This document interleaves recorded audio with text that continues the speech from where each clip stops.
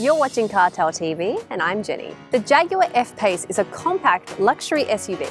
Now, I quite like what's coming out in this category. For city use, couples especially, as they are well spaced for smaller vehicles, but they are heavier than regular cars of their size and usually not agile or responsive when it comes to driving feel. Moreover, they tend to use more fuel, are more expensive to maintain, and despite their heritage, they're mostly useless off-road. But the F-Pace is one of those compact SUVs that does it really well. We did review the 30D 2 years ago and it was a pleasant surprise despite being Jaguar's first SUV. It had the poise of a proper Jaguar to go with the elevated driving position, and it had some unique engineering solutions that made it an enjoyable drive.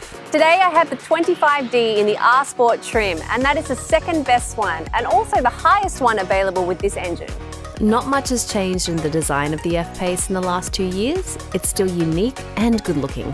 The front is minimalistically elegant with an edge and that seductively curved bonnet. That edge is matched with modern slanted headlights, large air intakes, and a classy bumper. The R Sport gets a dedicated body kit which sets it apart from the rest. Kind of like my Escort does. Is it a pair of shorts? Is it a skirt? You decide.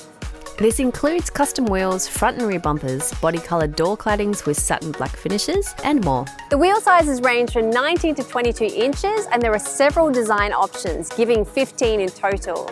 Now that should impress the alloy enthusiasts. The standard ones for the R Sport are 19-inch 5-split spoke grey and diamond, and they're actually the perfect size. The entry level provides a perfectly acceptable choice, and style divas can just go bigger from here. The rear features this hallmark design seen on several of the modern Jaguars. Designer Ian Callum has done a great job on the F-Pace. Look, going from the retro classic designs that Jag successfully sported for a few decades to a modernised look is not easy.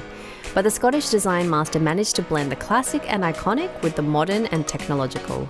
Now despite that, Jaguars of all shapes are still instantly recognisable, and the F-Pace is certainly a Jaguar. And unlike the 30D, the 25D doesn't have a 3-litre engine, but a 2-litre one.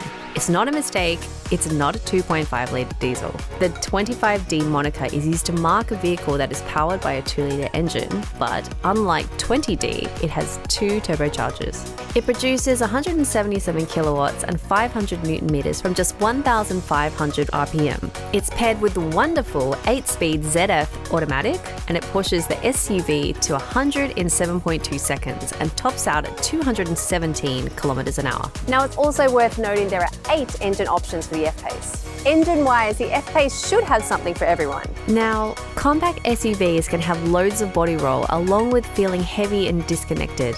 However, the all-aluminium body of the F-Pace makes it a lot nimbler and does reduce fuel consumption. Body roll does exist, but it's minimal and the steering is wonderfully intuitive. Although it's a little light, it does suit city driving to a T.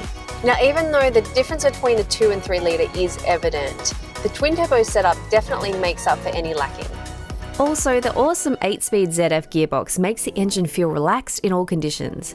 It's worth noting that the gearbox is shifting gears in vehicles from about 20 different brands. That includes Audi, BMW, Land Rover, and even Lamborghini. And it's also been around since 2008, so they've had a chance to really refine it and make it pretty perfect in every way. It shifts like a charm, quickly and without any unpleasant jerks, and it provides one of the best fuel efficiency records for larger engines. And yes, I know I'm giving it quite the talk up, but honestly, it is just that good. Suspension's comfortable, and also the R Sport comes standard with a torque vectoring system that makes the SUV very sure-footed. The inside stayed true to the vast Jaguar heritage. Look, it has lots of great materials and luxury high-tech features, but of course, some of those are optional. Okay, most of the best ones are optional, and just like all Jags that we've reviewed, you can really customize them at a price. Anyway, the R Sport trim, being pretty high up in the hierarchy, brings loads of perks as standard. You get sport seats, 10-way front ones with driver memory function, 4-way electric lumbar support, perforated Windsor leather seats, Luxtech wrap instrument panel topper, and satin chrome gear shift paddles, and more. Now what is missing is Apple CarPlay and Android Auto, and hopefully these are going to be added soon because we did have quite a few issues with connecting our phones and then staying connected. We did download the Jag app, which sadly it's just nowhere near as seamless or straightforward as, say, Apple CarPlay is. Sorry. Design-wise, the interior is wonderful upmarket and very practical. All controls are easy to use, and the elevated central control really adds a lot to the elegance. I am actually getting used to this rotary gear lever that you find in most Range Rovers and Jags, but I know it's not to everyone's liking. Rear seats are also really spacious and comfortable, and the transmission tunnel is not too intrusive, although it is noticeable. Now that means that this compact SUV is actually practical for a small family, and that is a good thing. Soft touch materials are everywhere. Now there's also 651 litres of boot space that can be increased if you drop the back seats. And they do split 40-20-40. Now there's also self-opening and remote opening tailgate, which is handy, but I have to say this parcel shelf does obscure the vision from the driver's seat. The producer was getting something out of the boot earlier and I couldn't see him, so I closed the boot on him. Now he is fine, sadly.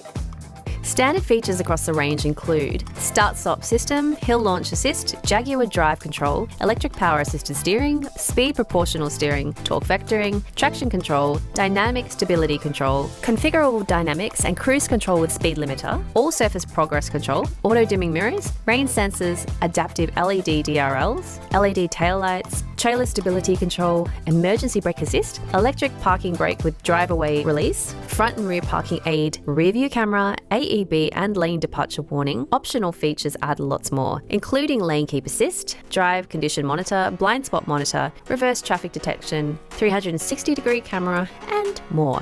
And there's also no fewer than 13 optional packs across the range. Look, I told you this car was customizable. Now, after the review last year, I can't say that I'm surprised by the F-Pace. It's still wonderfully classy and among the best SUVs to drive.